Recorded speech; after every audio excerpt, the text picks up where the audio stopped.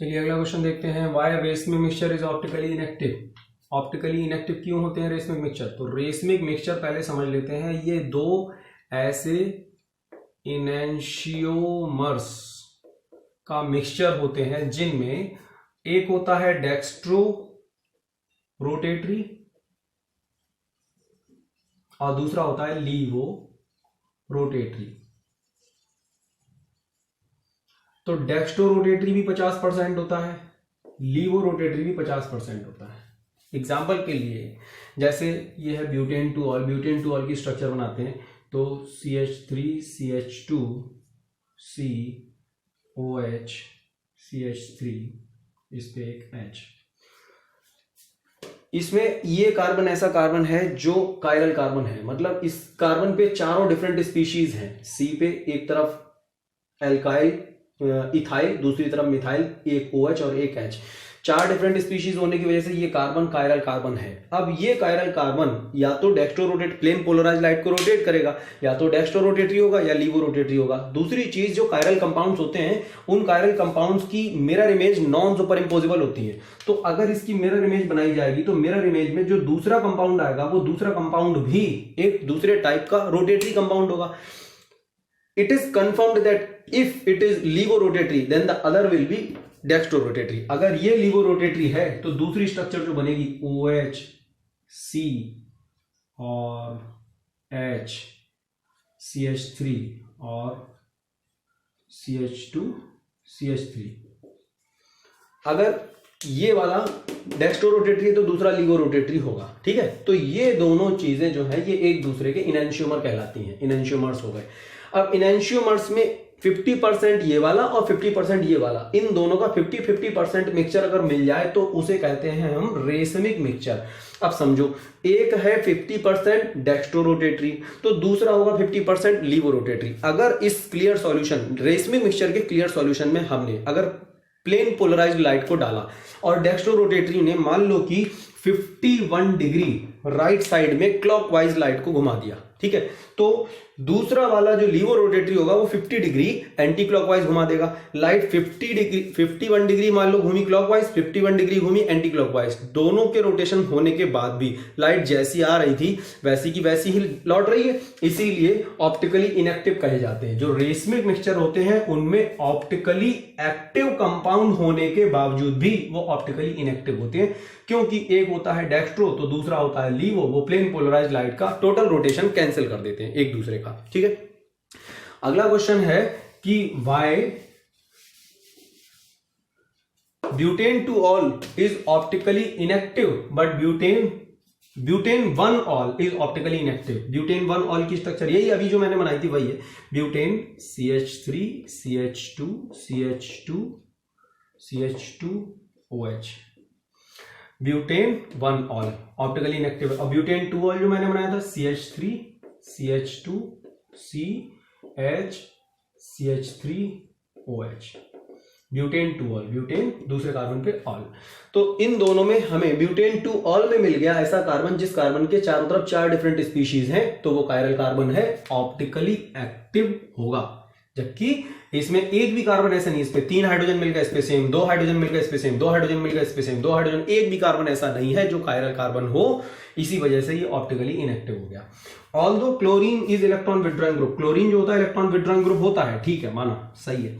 तो अभी मैंने पिछले क्वेश्चन में इसकी स्ट्रक्चर्स बनाई थी, फिर से मैं बना दे रहा हूं, यही स्ट्रक्चर्स आएंगे फिर से, कि जो क्लोरीन जुड़ा हुआ है बेंजीन से, अगली स्ट्रक्चर में, क्योंकि क्लोरीन पे लोन पेयर्स होते हैं और ये जो बेंजीन होता है ये इलेक्ट्रॉन विथड्रॉइंग की तरह बिहेव करता है। ये लोन पेयर जब ज्यादा मिल गए तो इसने खींच लिए और यहां क्लोरीन और कार्बन के बीच में बन गया पार्शियल डबल बॉन्ड। अभी पीछे इसी टाइप का एक क्वेश्चन सॉल्व किया था जिसमें ये पार्शियल डबल बॉन्ड कैरेक्टर आया था। ये जो डबल बॉन्ड का इलेक्ट्रॉन क्लाउड है ये आ जाता है यहां पर ऑर्थो लोकेशन पर। यहां डबल बॉन्ड पहले से था, यहां डबल बॉन्ड पहले से था। अगली स्ट्रक्चर में यहां पर तो हुआ था पॉजिटिव चार्ज, अगली स्ट्रक्चर में क्लोरीन वही पॉजिटिव डबल बॉन्ड के साथ जुड़ा रहेगा और जो ऑर्थो पोजीशन पर इलेक्ट्रॉन क्लाउड था वो इधर आ जाएगा, सॉरी इससे इधर आ जाएगा और यहां पर इसमें डबल बॉन्ड आ जाएगा, यहां डबल बॉन्ड रहेगा, ये डबल बॉन्ड का इलेक्ट्रॉन क्लाउड अब पैरा पोजीशन पर आ जाएगा।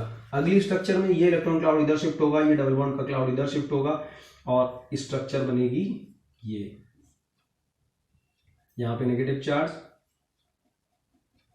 Double bond, Cl positive charge.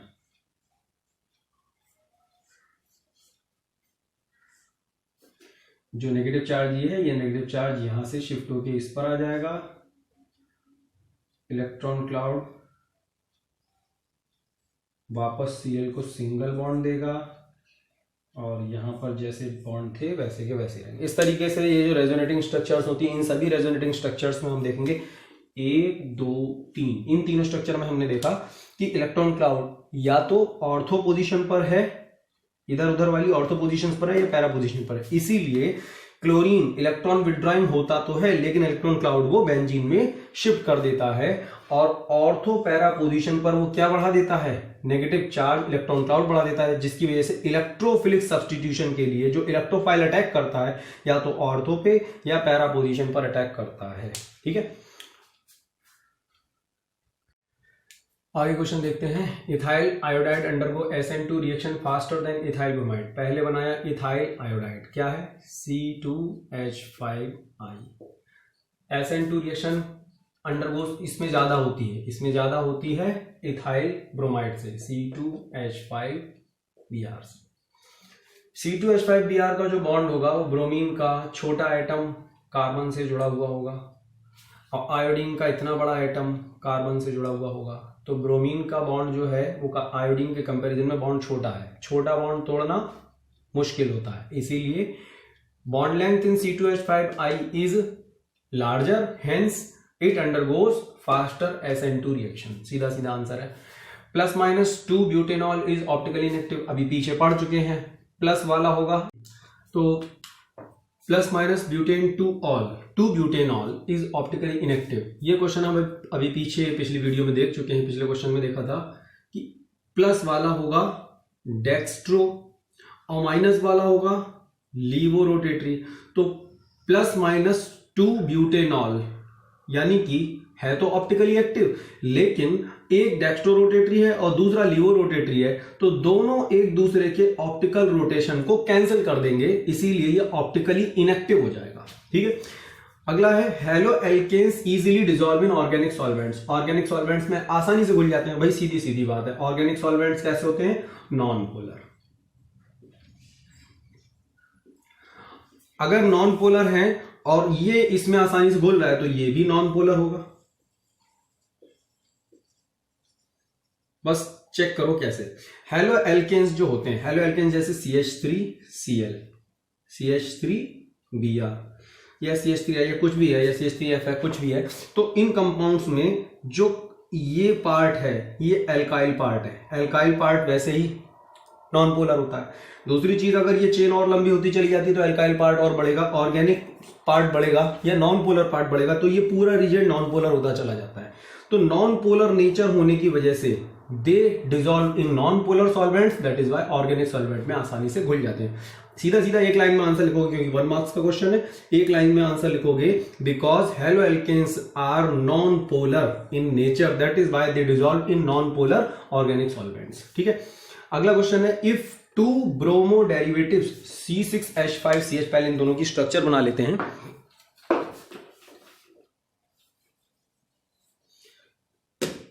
C6H5CH3 C6H5, that is C6H5 को याद रखो, ये फिनाइल ग्रुप होता है। CH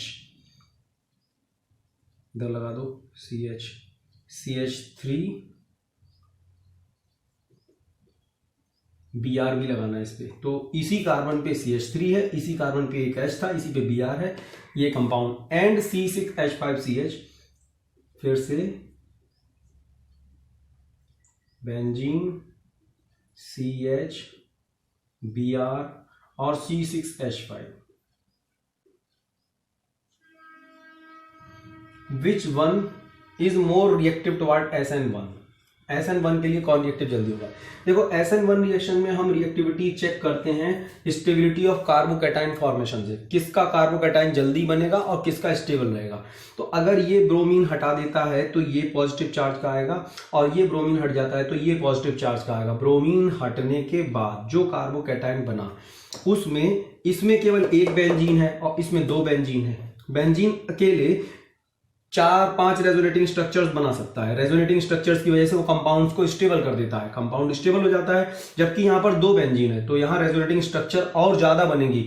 जितनी ज्यादा रेजोनेटिंग स्ट्रक्चर उतना ज्यादा स्टेबिलिटी, यानी कि 2 बेंजीन वाला रेजोनेटिंग स्ट्रक्चर ज्यादा स्टेबल कंपाउंड बनाएगा, इसीलिए ये स्टेबल कार्बोकैटायन होगा और इसमें SN1 मैकेनिज्म जल्दी होगा, इसमें जल्दी हो जाएगा। Of the 2 bromo derivatives, this and this, which one is more reactive toward SN1 substitution? C6H5CH, C6H5Br is more reactive toward SN1 reaction due to more number of benzene resonating structures, more number of resonating structures which stabilize its carbocation formation. जो इसका carbocation ज्यादा stabilise कर देगा, इसीलिए इसकी resonating structure ज्यादा बनेगी और ये स्टेबलाइज होने की वजह से SN1 रिएक्शन जल्दी करेगा। ठीक है, अगला क्वेश्चन है हम लोगों का, rearrange the compounds of each of the following set in order of reactivity toward SN2 displacements. SN2 displacements के लिए इन कंपाउंड्स को रीअरेंज करना है, मतलब किस में SN2 जल्दी होगा किस में धीमा होगा, ऐसे अरेंज करना है। अब की बार हमें 2 नहीं दिए, 2 में कंपैरिजन नहीं करना है, 2 से ज्यादा है।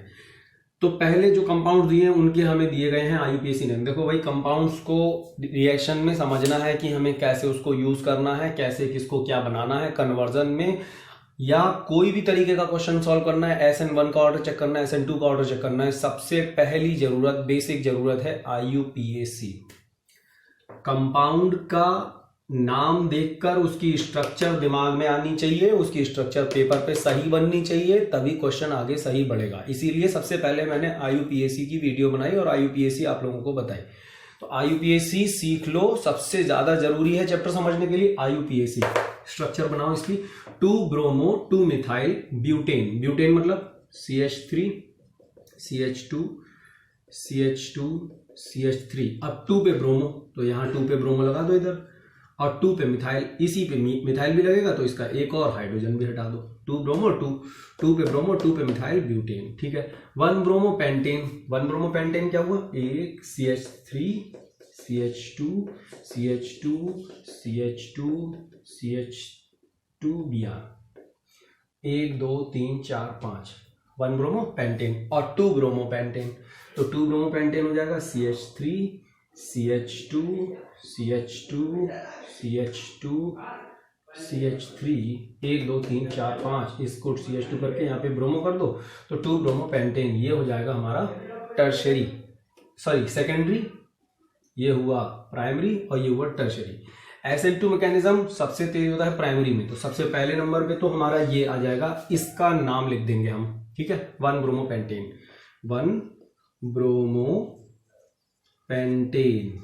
उसके बाद उससे धीमी रिएक्शन होगी 2 ब्रोमो पेंटेन में, तो 2 ब्रोमो पेंटेन लिख देंगे, 2 ब्रोमो पेंटेन। और उससे भी धीमी, सबसे धीमी टर्शरी में होती है SN2 मैकेनिज्म, तो लिखेंगे 2 bromo 2 methyl butane, 2 bromo 2 methyl butane. इस तरीके से हमने सभी टाइप के क्वेश्चंस में ये देख लिया है कि SN1 SN2 का मैकेनिज्म जो होगा उसको ऑर्डर चेक करने के लिए हमें स्ट्रक्चर्स बना के देखनी होगी।